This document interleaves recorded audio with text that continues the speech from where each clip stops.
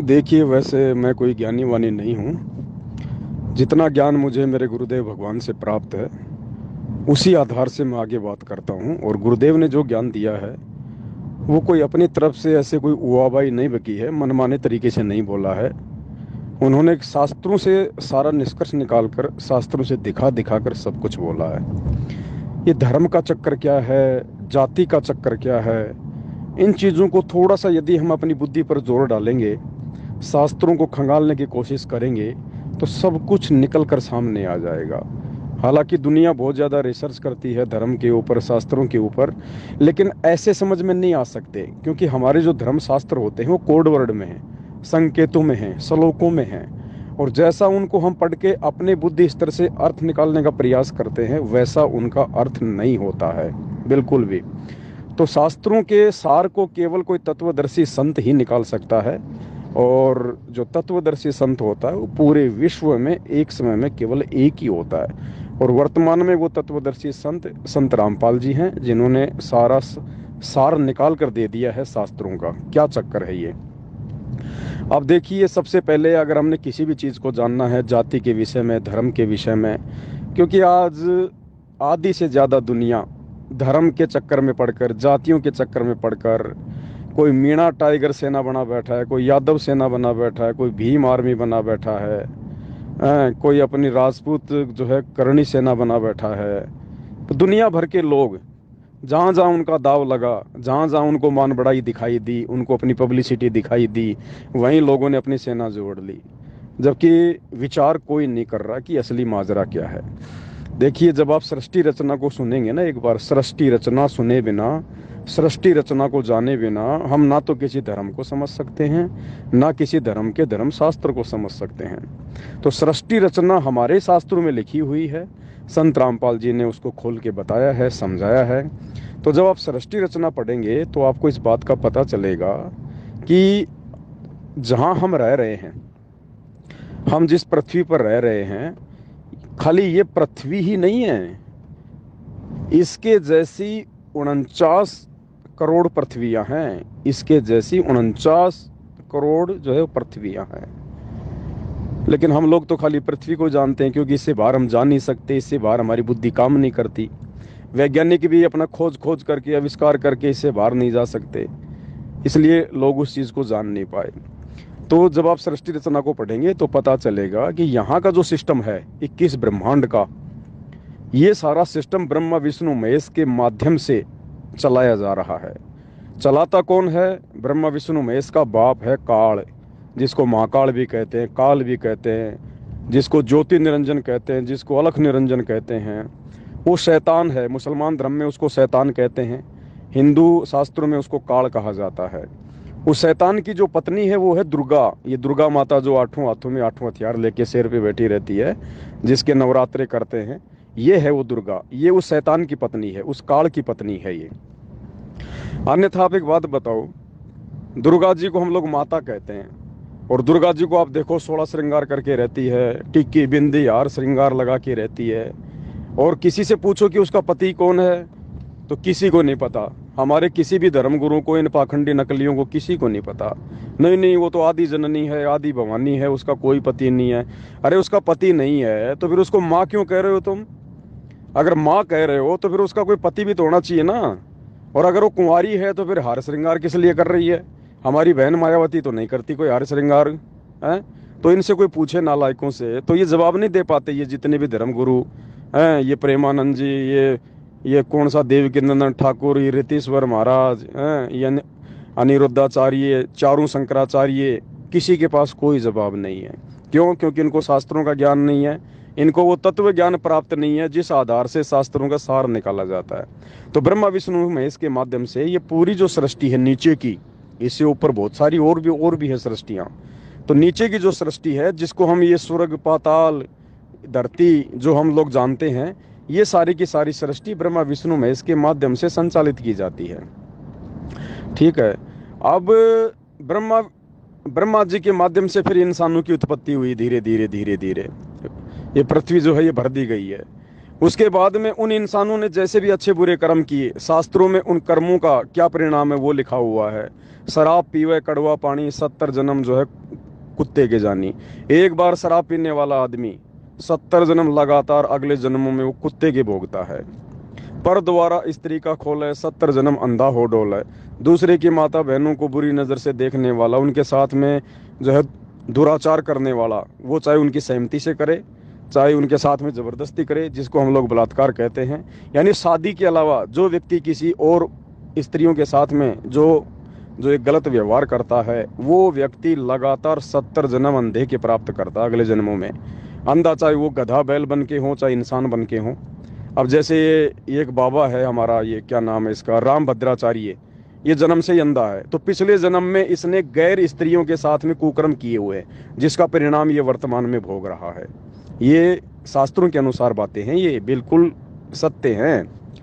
ठीक है, तो फिर इंसानों ने जैसे जैसे अपने कुकर्म करने शुरू कर दिए, उस आधार से उनको सजा देने के लिए उस परमात्मा ने, भाई इस क्या नाम है इसका, इस शैतान ने, इस काल ने, फिर उनके उन कुकर्मों की सजा देने के लिए जिसने शराब पी उसको अगले जन्म में जो है कुत्ते की योनि में डाल दिया। फिर वो कुत्ते की योनियां शुरू कर दी, फिर जो है गधे की योनियां शुरू कर दी गई। मतलब ये 84 प्रकार की योनियां, इस प्रकार धीरे धीरे इंसान ने जैसे भी कर्म कुकर्म किए उनका परिणाम भोगने के लिए उनके लिए जो है ये तैयार कर दी गई।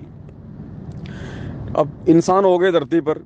अब शुरू में केवल एक ही धर्म था और कोई धर्म नहीं था। शुरू में केवल एक जो है सनातन धर्म था। सनातन का मतलब कोई हिंदू धर्म से जोड़ के नहीं होता है कि भाई अगर सनातन का नाम आ गया तो हिंदू हिंदू हिंदू, नहीं। ये हिंदू शब्द तो बहुत आगे चल के शुरू हुआ है। सबसे पहले सनातन धर्म था।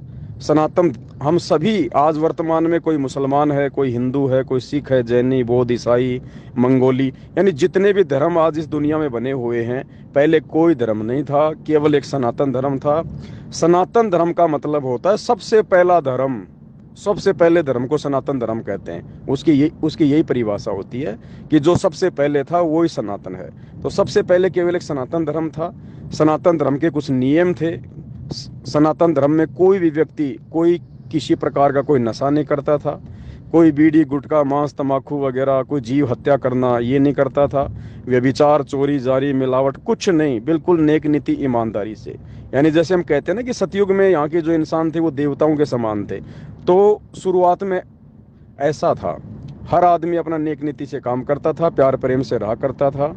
कोई हिंदू नहीं, कोई मुसलमान नहीं, कोई सिख नहीं, कोई ईसाई नहीं।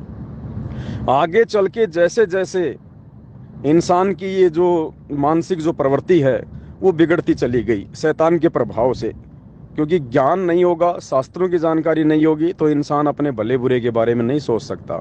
धीरे धीरे आगे चलकर समाज में जो है नशे ने अपना जो है वो घर कर लिया, लोग मांस खाने लग गए हैं, लोग भगवान की भक्ति जो है वो सही नहीं करते थे, शास्त्रों के अनुसार नहीं करते थे।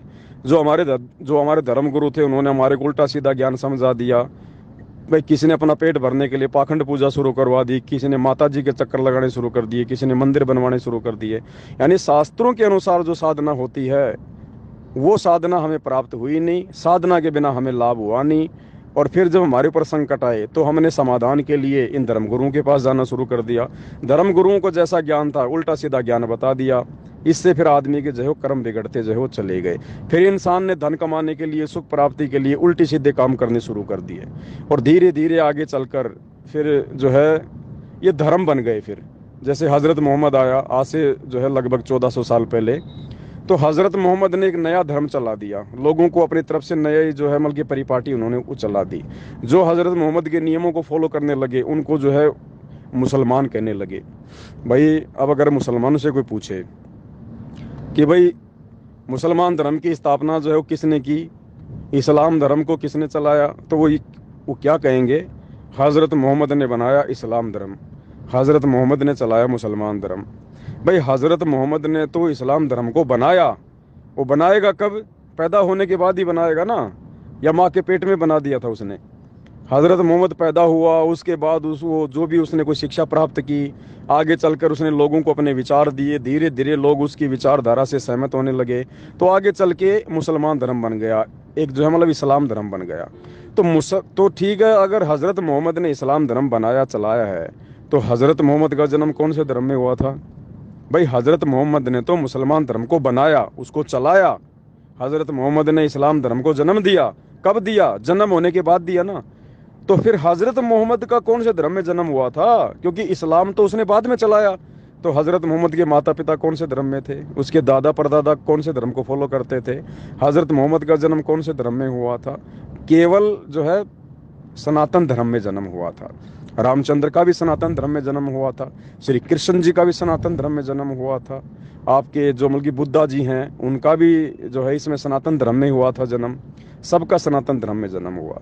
लेकिन आगे चल के फिर सनातन धर्म के नियमों को लोगों ने फॉलो नहीं किया, क्योंकि सही भक्ति की नहीं, सही भक्ति से लाभ हुए नहीं, उल्टे सीधे जो है कांड लोग जो है करने लग गए। फिर समाज में चार जो है मतलब वर्ण बन गए। समाज में चार वर्ण बन गए, ब्राह्मण, क्षत्रिय, वैश्य और शूद्र। जो जैसा काम करने लगा लोग उसी को उसी दृष्टि से जो है वो देखने लगे। यानी ये द्वापर युग तक कोई भी धर्म नहीं था इस धरती पर, कोई धर्म नहीं था। श्री कृष्ण जी की सेना में एक भी कोई मुसलमान का नाम बता दो, एक भी मुसलमान का नाम बता दो, उसके रिश्तेदारों में, उसके यार दोस्तों में श्री कृष्ण जी के समय में एक भी मुसलमान का नाम बता दो। आपने रामायण पढ़ी, महाभारत पढ़े, किसी भी पात्र का कोई मुसलमान नाम बता दो, अंगद, जामवंत, बाली, सुग्रीव, लक्ष्मण, फलाना दिखना, रावण है, कोई भी एक आदमी बता दो जिसका मुसलमान वाला नाम हो, या कोई मुसलमान धर्म था, या कोई टोपी वापी पहन के इस प्रकार से रहा करता था। द्वापर युग तक केवल ये सनातन धर्म चल रहा था, कोई धर्म नहीं था। द्वापर युग के बाद में फिर हजरत मोहम्मद ने 1400 साल के बाद में ये इस्लाम धर्म चलाया है। उससे पहले द्वापर युग के बाद में फिर उसके बाद में सनातन धर्म से जो मतलब हिंदू धर्म निकला। आदि शंकराचार्य का जन्म आज से लगभग 3200 साल पहले हुआ था, जो 32 साल की उम्र में ही जो मतलब मर गया था बीमारी के कारण। तो आदि शंकराचार्य था, इसने हिंदू धर्म की नींव डाली। और आदि शंकराचार्य को हिंदू धर्म की नींव डालने की आवश्यकता क्यों पड़ी? क्योंकि आदि शंकराचार्य से पहले हमारे देश में जो बुद्ध धर्म था, जो बौद्ध मान्यता थी, ये बहुत ही जो मतलब तेजी से फैल रही थी। अब जो बुद्ध था, जो बुद्ध धर्म था, वो भी मतलब सनातन धर्म से ही निकला हुआ है। ये महात्मा बुद्ध कौन थे? ये भगवान विष्णु के गण थे। ये भगवान विष्णु के लोक से आई हुई आत्मा थी। अब कोई भी आत्मा जब भगवान के लोक से आती है, कोई शंकर के लोक से आता है, कोई भगवान विष्णु के लोक से आता है, और जब वो यहाँ पे आ जाता है, जब इस पृथ्वी पे आता है, तो यहाँ उसको वो सुख प्राप्त नहीं होते जो सुख उसको ऊपर के लोकों में प्राप्त होते हैं। तो उसका यहाँ पे जो है वो मन नहीं लगता उसका। तो भगवान बुद्ध को जो है वैराग्य हो गया, उसकी आत्मा को वो सुख यहाँ पे नहीं प्राप्त हुआ। यहाँ पे राजा बन के भी वो सुख प्राप्त नहीं किया जा सकता है। कुछ उसके साथ में ऐसी घटना हो गई थी, एक आदमी जो है मतलब मर गया था, तो उसने कहा कि साहब क्या मुझे भी मरना पड़ेगा? तो उसके धर्मगुरु ने कहा कि ये तो सबको मरना पड़ेगा, ये राजा हो चाहे गरीब हो। तो उनको वैराग्य हो गया, ये पिछले जन्मों की भक्ति से होती है ऐसी प्रेरणा। तो उनको वैराग्य हो गया कि काहे का राजा, काहे का राजपाट, जब मेरे को मरना ही है तो फिर झूठा सुख फिर किस काम का। तो उन्होंने जो है मतलब वैराग्य ले लिया। अब वो अपनी भक्ति साधना करने लगे। महात्मा बुद्ध जी वो जंगल में जाके जहाँ भी साधना करने लगे, लोग उनके विचारों से जो है वो प्रभावित हो गए। तो महात्मा बुद्ध ने कोई शास्त्रों को पढ़ के कोई भक्ति साधना शुरू नहीं करी, उन्होंने गीता जी को पढ़ के भक्ति साधना शुरू नहीं करी, उन्होंने कोई वेदों को पढ़ के भक्ति साधना नहीं शुरू की। उनके पिछले जन्म की कोई भक्ति ऐसी थी, उनकी प्रेरणा थी, जिसके चलते उनका मन नहीं लग रहा था यहाँ। तो वो अपनी भक्ति करने लग गए, जैसा भी बैठ के अपना ध्यान लगाने लग गए, उनका ध्यान लग जाया करता था। धीरे धीरे लोगों को जो है मतलब उपदेश जो है वो देने लग गए। आगे चल के उनके द्वारा जो भक्ति दी गई थी महात्मा बुद्ध के द्वारा लोगों को, आगे चल के लोगों को जो है कोई फायदा हुआ नहीं, क्योंकि शास्त्रों के अनुसार वो जो है वो भक्ति नहीं थी। तो आगे चल के देखो पूरा चीन आज जो है मतलब नास्तिक बन गया। पूरा चीन महात्मा बुद्ध को फॉलो करता है, लेकिन पूरा चीन आज जो है नास्तिक बन चुका है। लोग जो है वहाँ पे कच्चा मांस खाते हैं, जबकि साधु संतों के प्रवचनों से तो इंसान में दयालुता आनी चाहिए, इंसान के अंदर सहानुभूति जो है वो आनी चाहिए, इंसान के अंदर ये दारू मांस खाने की प्रवृत्ति है मतलब छूटनी चाहिए। लेकिन महात्मा बुद्ध ने पूरे चीन को जो है मतलब नास्तिक कर दिया। धीरे धीरे फिर ये जो धर्म था ये हमारे हिंदुस्तान में फैलने लगा, और हिंदुस्तान के लोग नास्तिक होने से बचे। इसके लिए फिर जो ऊपर से जो भगवान शंकर थे, भगवान शंकर ने अपने शंकर लोक से शंकराचार्य जी को भेजा। ये जो शंकराचार्य जी थे, ये शंकर जी के अवतार थे। उन्होंने फिर यहाँ पे जो मतलब कि एक धर्म की स्थापना के लिए, जो बौद्ध धर्म था उसके ऊपर लगाम लगाने के लिए, कि दुनिया जो है मतलब नास्तिक ना हो जाए, वरना आने वाले समय में इंसान जो है इंसान को खाएगा। तो भगवान शंकर ने ऊपर से अपने जो है वो गण को भेजा, ये शंकराचार्य जी को, और शंकराचार्य जी ने चारों वेदों के अनुसार फिर से लोगों को ज्ञान देना शुरू किया।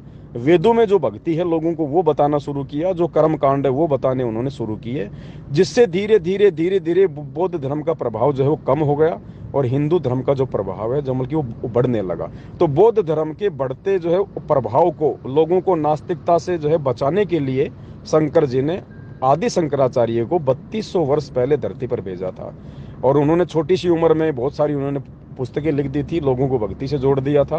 और उन्होंने 4 मठों की स्थापना करके, मतलब भारतवर्ष के मतलब चारों कोनों में उन्होंने 4 मठों की स्थापना कर दी। चार उन्होंने अपने शंकराचार्य बैठा दिए ताकि ये लोग जो है मतलब धर्म के प्रतिनिधि बनकर रहें। ठीक है, फिर आपका मतलब हिंदू धर्म का जो है प्रचार प्रसार होने लगा। उसके बाद हिंदू धर्म के बाद फिर लगभग 250 वर्ष पहले जो है ये आपके ईसा मसीह ने फिर ये ईसाई धर्म चला दिया। ये जो ईसा मसीह थे ये भी भगवान विष्णु के लोक से आए हुए थे। यहाँ आके इनको भी कोई सुख प्राप्त नहीं हुआ, ये भी अपना फिर जैसा इनको ज्ञान था वैसा ज्ञान ये लोगों को देने लग गए। इन्होंने भी एक नया जो है मतलब अपना धर्म खड़ा कर दिया। उसके बाद 1400 साल पहले हजरत मोहम्मद का जन्म हुआ। हजरत मोहम्मद ने फिर जो है ये मुसलमान धर्म की जो है नींव डाल दी। फिर उसके बाद लगभग 550-600 साल पहले महावीर स्वामी हुआ। महावीर स्वामी ने जैन धर्म की नींव डाल दी। बाबा नानक जी ने सिख धर्म की नींव डाल दी आज से 550 साल पहले। तो इस प्रकार ये धर्म बने, ये इंसानों के धर्म बनाए हुए हैं, भगवान के बनाए हुए नहीं है। भगवान ने तो केवल इंसान बनाया था और इंसान को जो है कैसे रहना है, कैसे उसको चलना है, इसके लिए भगवान ने उनको एक मैनुअल दिया था। मैनुअल दिया उनको, एक वो पुस्तिका दी जिसको कहते हैं वेद, कि वेदों के अनुसार भक्ति करोगे तो तुम्हारे काम होंगे, तुम्हारा शरीर सही रहेगा, तुम्हारे बाल बच्चे ठीक रहेंगे, तुम्हें कोई आपत्ति नहीं आएगी। ठीक है, तो ये इस प्रकार का पूरा ये सिस्टम है। लेकिन ये सब कुछ होने के बावजूद भी लोग सुखी नहीं है, लोगों में शांति नहीं है, किसी के पास में सत्य भक्ति नहीं है। इसलिए फिर वो पूर्ण परमात्मा, वो ब्रह्मा विष्णु महेश से भी जो ऊपर है वो भगवान, वो स्वयं ही फिर, आप गीता जी का अध्याय 4 श्लोक नंबर 34 पढ़ेंगे तो आपको पता चलेगा। गीता ज्ञान देने वाला कह रहा कि अर्जुन, अगर तुझे पूर्ण जानकारी चाहिए, पूर्ण ज्ञान चाहिए, तुझे मोक्ष चाहिए, ये धर्म जातियों की झंझट से तुझे अगर ऊपर उठना है तो किसी तत्वदर्शी संत की खोज कर ले, उसके बताए अनुसार तू भक्ति कर, वो जैसा तुझे मार्ग बताए उसके अनुसार तू चल, तब तेरा मोक्ष होगा, तब तू यहाँ भी सुखी होगा, मरने के बाद में गधे कुत्ते सूअर बनने से भी तू बचेगा और तेरा मोक्ष हो जाएगा। तो वो तत्वदर्शी संत वर्तमान में इस धरती पर जो है संत रामपाल जी हैं। और संत रामपाल जी अब लोगों को वास्तविक ज्ञान दे रहे, सही प्रकार से भक्ति विधि समझा रहे हैं। और ये जितने भी जो धर्म है वर्तमान में जो बने हुए हैं, ये धर्म नहीं है, ये इंसानों के द्वारा जो हमल की बनाए गए अपने संप्रदाय है। ये तो चाहे लाख बना लो आप, इनके बनाने से क्या होगा। अगर भगवान ने बनाया होता तो भगवान ऊपर से बना के भेजता ना, भगवान माथे पे ठप्पे लगा के भेजता ना, मुसलमान को ठप्पा लगाता, हिंदू को हिंदू का ठप्पा लगाता। तो आगे चल के लोगों ने जैसे जैसे लोग एक दूसरे की विचारधारा से जो है प्रभावित होते चले गए, ये धर्म जातियां बनती चली गई, आगे चल के जातियां बन गई।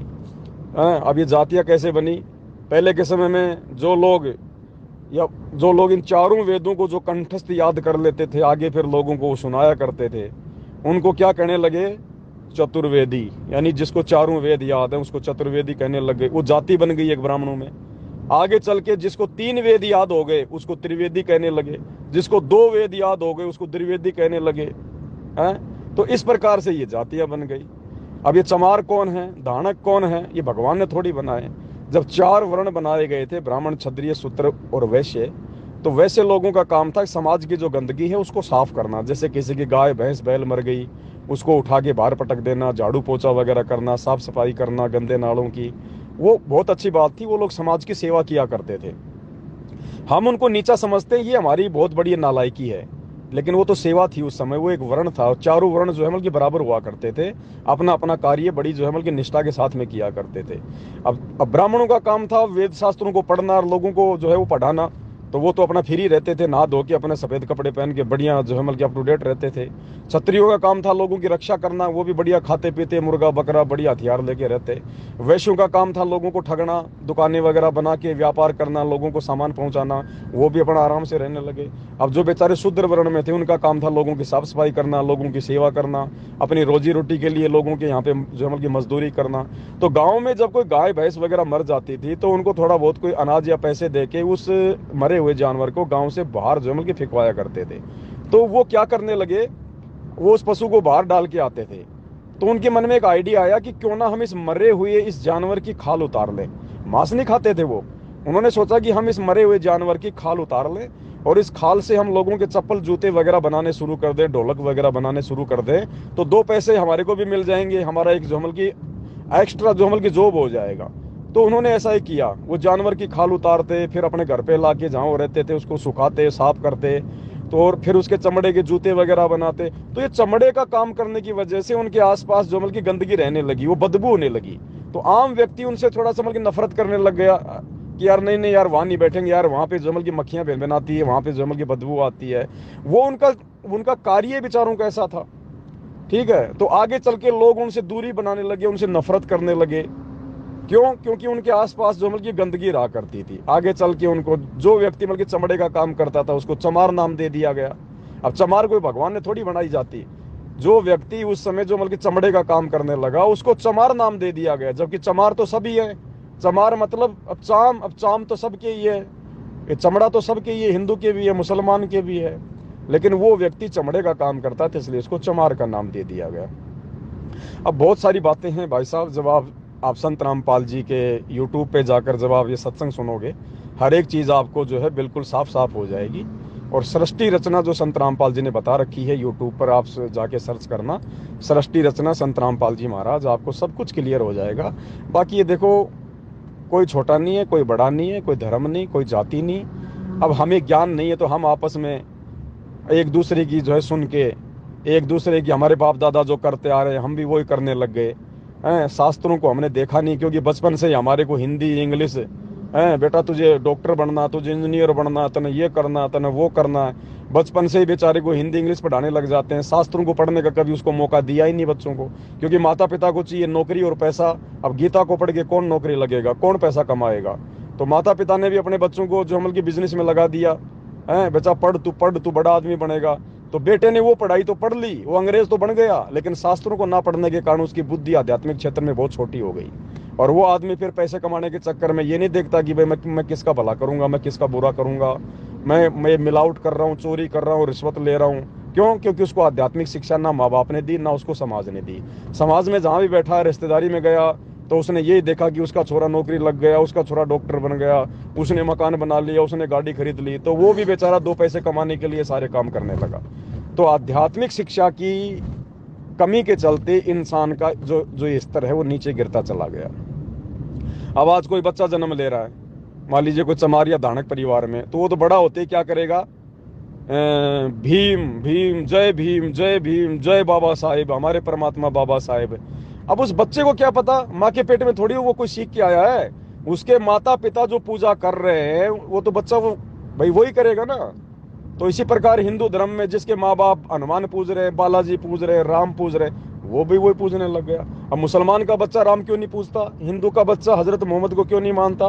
क्योंकि बचपन से उनको जो शिक्षा दी गई है बच्चे वही करेंगे, लेकिन वो शिक्षा उनके माँ बाप के द्वारा दी गई है। वो देखा देखी वाली शिक्षा, भेड़ चाल वाली है, शास्त्रों के अनुसार नहीं है। तो शास्त्रों के अनुसार ही चल के हम मोक्ष प्राप्त कर सकते हैं, इस मनुष्य जीवन को सफल बना सकते हैं। क्योंकि ये मनुष्य जीवन केवल हमें परमात्मा ने भक्ति करके मोक्ष प्राप्ति के लिए दिया है, जाति धर्म के चक्कर में पड़ के अपने जीवन को बर्बाद करने के लिए नहीं दिया। आज तो हम बहुत बड़े हिंदू, बहुत बड़े मुसलमान, बहुत बड़े बुद्ध, पता नहीं हम क्या हैं, बहुत बड़ी आर्मी के जो है मतलब कि हम कोई अध्यक्ष हैं, हम सेनापति हैं, राजनीति में हैं। कल को अगर भक्ति नहीं बनी, कौन सी भक्ति जो संत रामपाल जी बता रहे हैं, अगर वो भक्ति नहीं करी तो मरने के बाद अगला जन्म ये मनुष्य का नहीं मिलेगा। फिर ये तो केवल एक बार देता है भगवान 84 लाख योनियां भोगने के बाद कि ये सुधर जाए, समझ जाए, भक्ति कर ले। अगर रह गए, नहीं भक्ति करी अगर इस मनुष्य जन्म में, तो अगला जन्म फिर वही गधे कुत्ते सूअर का। फिर ना कोई हिंदू, फिर ना कोई गधे का कोई हिंदू होता है, ना कुत्ते को कोई मुसलमान कहता है। क्योंकि ये जाति और धर्म केवल इंसानों में है, गधों में, जानवरों में, पक्षियों में कोई जाति नहीं, कोई जो है वो धर्म नहीं। केवल हमें इंसानों को बांटने के लिए इस शैतान का ये षड्यंत्र है।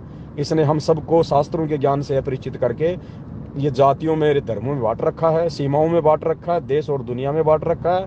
बाकी जानवरों का कोई देश नहीं, कोई जातियां नहीं, कोई धर्म नहीं, कोई नाम नहीं, कुछ नहीं, सब कुछ इंसानों के ऊपर लागू कर दिया इसने, ताकि इंसान को जो बुद्धि मिली है थोड़ी बहुत, इस बुद्धि का इस्तेमाल ये भक्ति और भगवान की प्राप्ति में ना कर ले। इस बुद्धि का इस्तेमाल, ये दुरुपयोग, ये बस जाति धर्म में पढ़कर अपना जीवन बर्बाद कर ले, और अगले जन्म में इसको मैं 84 लाख योनियों में ठोक दूं। फिर ये गधा बने, कुत्ता बने, फिर गधा कुत्ता बनने के बाद ये मेरे को हिंदू बन के दिखाओ कि मैं कट्टर हिंदू, मैं राम का पुजारी। इसको ये भी नहीं पता चलेगा राम कौन है, श्री कृष्ण कौन है।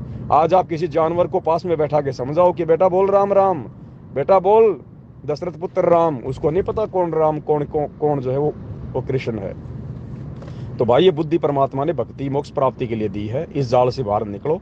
कोई महात्मा बुद्ध नहीं, कोई ईसा मसीह नहीं, कुछ नहीं। जो आए थे वो गए। वो जो अपना जो मतलब भला नहीं कर पाए। हजरत मोहम्मद की जो है 63 साल में बीमारी से जो है तड़प तड़प कर मौत हुई। चारों बेटे उसकी आंखों के सामने मर गए। क्यों? उसके अल्लाह ने उसकी सहायता नहीं करी। महात्मा बुद्ध, उसको जहर दिया गया एक लोहार के द्वारा, वो तड़प तड़प कर मरे। क्यों? उसके भगवान ने उसकी रक्षा नहीं की। श्री रामचंद्र जी सरयू नदी में डूब के मरा, आत्महत्या की उसने, उसकी रक्षा क्यों नहीं की। उसका भाई लक्ष्मण सरयू नदी में जो है डूब के मरा, दुर्वासा ऋषि के शराब के कारण। खुद उसके भाई रामचंद्र ने उसको मृत्यु सजा दी, क्यों नहीं उसकी रक्षा हुई। श्री कृष्ण जी का पैर में जहरीला तीर लगने से रो रो कर मौत हुई, क्यों भगवान ने उसकी रक्षा नहीं करी। क्योंकि इनके पास में वो असली भक्ति नहीं थी, शास्त्र वाली भक्ति नहीं थी। तो भाई आज आप और हमारा मौका है। संत रामपाल जी आए हुए इस धरती पर, समय है, पहचान लो। बाकी हम तो आपको संदेशा ही दे सकते, बाकी आप लोगों की मर्जी है। बाकी ज़्यादा जब आप उनके सत्संग सुनेंगे संत रामपाल जी के यूट्यूब पर, तो आपको बहुत सारी बातें आपको समझ में आने लगेंगी। सत्संगों में सृष्टि रचना को जरूर सुनना। सत साहिब।